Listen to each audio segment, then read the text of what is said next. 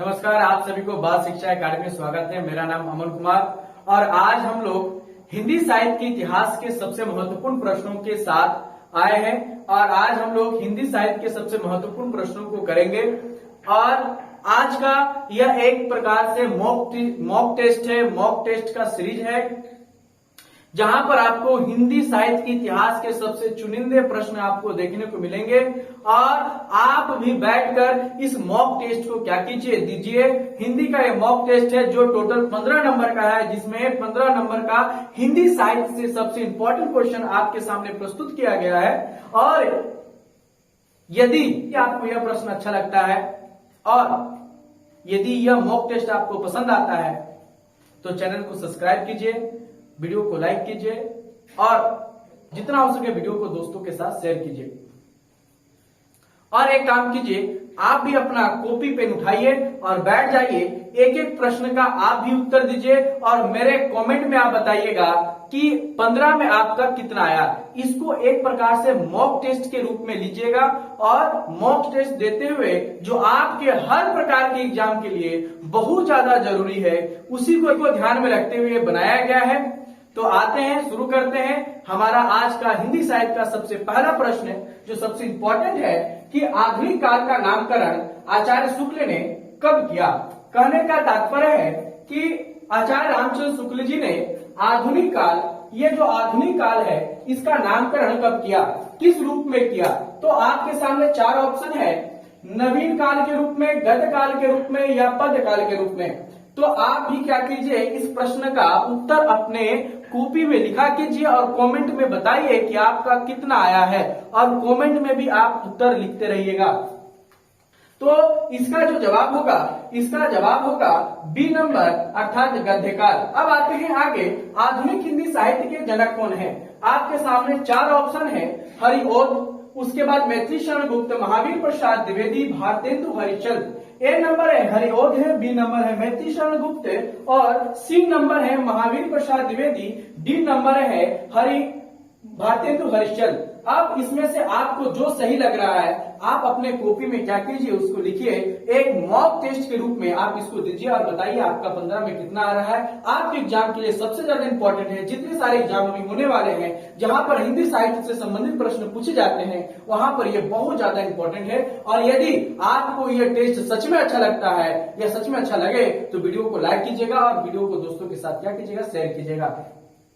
आधुनिक हिंदी साहित्य के जनक कौन है, हरिओध है कि मैथिली शरण गुप्त जी हैं, महावीर प्रसाद द्विवेदी जी हैं या भारतेंदु हरिश्चंद्र जी हैं। आप अपना जवाब अपने कॉपी में लिखिए और हम अपना जवाब यहाँ पर आपको बताते हैं। इसके जो जनक हैं वो भारतेंदु हरिश्चंद्र जी हैं। अब आते हैं नेक्स्ट प्रश्न है, हिंदी गद्य को शुद्ध और परिमार्जित करने का बेड़ा किसने उठाया था। हिंदी गद्य को शुद्ध और परिमार्जित करने का बेड़ा कौन कवि उठाए थे, हम लोग थोड़ा इनके बारे में भी जानने का प्रयास करेंगे। और यहाँ पर आपका ऑप्शन दिया हुआ है, ए नंबर है बाल मुकुंद गुप्त जी, महावीर प्रसाद द्विवेदी जी, मैथिली शरण गुप्त जी या सुमित्रानंद पंत जी। यहाँ पर आपके सामने 4 उत्तर है, 4 ऑप्शन है, इसमें से कोई एक उत्तर होगा। आप बताइए कि इसमें से आपका कौन सा आंसर सही है और हम भी यहाँ पर आपका उत्तर बताते चलेंगे और आप भी अपने कॉपी में उत्तर बताते चलिएगा। तो यहाँ पर क्या है, हिंदी गद्य को शुद्ध और परिमार्जित करने का बेड़ा किसने उठाया था, बाल मुकुंद गुप्त, महावीर प्रसाद द्विवेदी, मैथिली शरण गुप्त या सुमित्रानंद पंत। आप अपना जवाब अपने कॉपी में लिखते चलिए और इधर भी ध्यान देते चलिए, यहाँ पर भी आपका जवाब मिलता रहेगा। इसका आंसर है महावीर प्रसाद द्विवेदी जी। अब आते हैं नेक्स्ट क्वेश्चन, छायावाद नामकरण किसने किया। छायावाद का नामकरण किसने किया, आचार्य रामचंद्र शुक्ल जी या आचार्य हजारी प्रसाद द्विवेदी जी, मुकुटधर पांडे जी या केदार पांडे जी। कौन है इनका आंसर, इसका आंसर क्या है आप जरूर बताइए। छायावाद नामकरण किसने किया, आचार्य रामचंद्र शुक्ल जी, आचार्य हजारी प्रसाद द्विवेदी जी, मुकुटधर पांडे जी, केदार पांडे जी। कौन इनके आंसर है, इस आंसर को आप जरूर बताइएगा। देखिए इसका आंसर है मुकुटधर पांडे जी। अब आते हैं नेक्स्ट क्वेश्चन, धूप साय में धूप किन की रचना है। साय में धूप किन की रचना है, महादेवी वर्मा जी की, महादेवी वर्मा जी की, निराला जी की या दुष्यंत कुमार जी की। किन की रचना है साय में धूप किन की रचना है? महादेवी वर्मा जी की है, निराला जी की है या दुष्यंत कुमार जी की है? आप अपना आंसर अपने कॉपी में जरूर लिखते चलिएगा। यहाँ पर आंसर है दुष्यंत कुमार जी। अब आते हैं नेक्स्ट क्वेश्चन, प्राकृतिक का सुकुमार कवि किसे कहा गया है? जयशंकर प्रसाद, सुमित्रानंद पंत, यशपाल। आपका जवाब अपने कॉपी में लिखते चलिए और यहाँ पर टेस्ट देते चलिए। इसको एक प्रकार के मॉक टेस्ट के रूप में लीजिए जो आपके एग्जाम के लिए बहुत ज्यादा उपयोगी है। क्वेश्चन है, प्राकृतिक का सुकुमार कवि किसे कहा गया है? तो इसका जवाब है सुमित्रानंद पंत जी। अब आते हैं नेक्स्ट क्वेश्चन, रामचरितमानस किस भाषा में रचित है? ऑप्शन है ब्रजभाषा, संस्कृत भाषा या अवधी भाषा। आप अपना जवाब अपने पुस्तक में लिखते हुए चलिएगा। इसका आंसर है अवधी भाषा। किस भाषा में रची थी? ये अवधी भाषा में रची थी। नेक्स्ट क्वेश्चन है, सरस्वती पत्रिका के संपादक कौन है? पहले संपादक पूछ रहा है, सरस्वती पत्रिका के पहले संपादक कौन है? आपका ऑप्शन है चिंतामणि घोष, बालकृष्ण भट्ट, द्विवेदी जी। और आप अपना आंसर कॉपी में बताइएगा और कमेंट में जरूर बताइएगा 15 में आपका कितना आ रहा है। पहला है चिंतामणि घोष, दूसरे हैं बालकृष्ण भट्ट, तीसरे हैं द्विवेदी जी। इसका जवाब सही जवाब है चिंतामणि घोष। नेक्स्ट क्वेश्चन है, छायावाद नाम का प्रावर्तन किसने किया? छायावाद नाम का प्रावर्तन किसने किया है? यहाँ पर आपको ऑप्शन देखने को मिलेंगे, मुकुटधर पांडे जी, राहुल सांस्कृतियान जी, महादेवी वर्मा जी। आप अपना जवाब अपने कॉपी में जरूर प्रस्तुत कीजिएगा। तो इसके जवाब है मुकुटधर पांडे जी। इसके जवाब है मुकुटधर पांडे जी।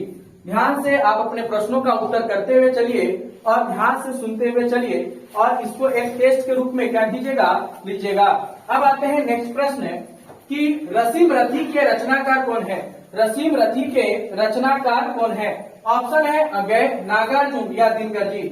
आपका 3 ऑप्शन वहां पर दिया हुआ है और एकदम स्पीड के साथ हम लोग मॉक टेस्ट को कंप्लीट करेंगे। एकदम साथ एकदम अच्छे से जवाब आप देते चलिए, अपने कॉपी में लिखते चलिए। आपका 15 में कितना आ रहा? जितना सारा एग्जाम जहां पर हिंदी साइड से प्रश्न पूछे जाते हैं यहां से अवश्य आपको देखने को मिलेंगे कि रसीम रथी के रचनाकार कौन है। रसीम रथी के रचनाकार हैं क्या अगय जी हैं, नागार्जुन जी हैं या दिनकर जी हैं? तो यहाँ आपका जवाब है रामधारी सिंह दिनकर जी। अब आते हैं नेक्स्ट क्वेश्चन, महादेवी वर्मा किस धारा की कवित्री हैं? महादेवी वर्मा किस धारा की कवित्री हैं? आप अपना जवाब अपने कॉपी में देते हुए चलिएगा। महादेवी वर्मा किस धारा की कवित्री हैं? छायावाद, प्रगतिवाद, प्रयोगवाद। छायावाद, प्रगतिवाद, प्रयोगवाद। 3 ऑप्शन है, छायावाद, प्रगतिवाद और प्रयोगवाद। ध्यान दीजिएगा। तो इसका सही उत्तर है छायावाद। महादेवी वर्मा किस धारा की कवित्री है? छायावाद की कवित्री है। नेक्स्ट क्वेश्चन है, भारत भारती किसकी रचना है? जयशंकर जी की रचना है, मैथिली शरण गुप्त जी की रचना है या निराला जी की रचना है? आप अपना जवाब अपने कॉपी में लिखते चलिएगा और कमेंट में अवश्य बताइएगा कि 15 में आपका कितना आ रहा है। क्वेश्चन है, भारत भारती किसकी रचना है? जयशंकर प्रसाद जी की, मैथिली शरण गुप्त जी की या निराला जी की? तो इसका सटीक आंसर है भारत भारती किसकी रचना है? तो मैथिली शरण गुप्त जी की।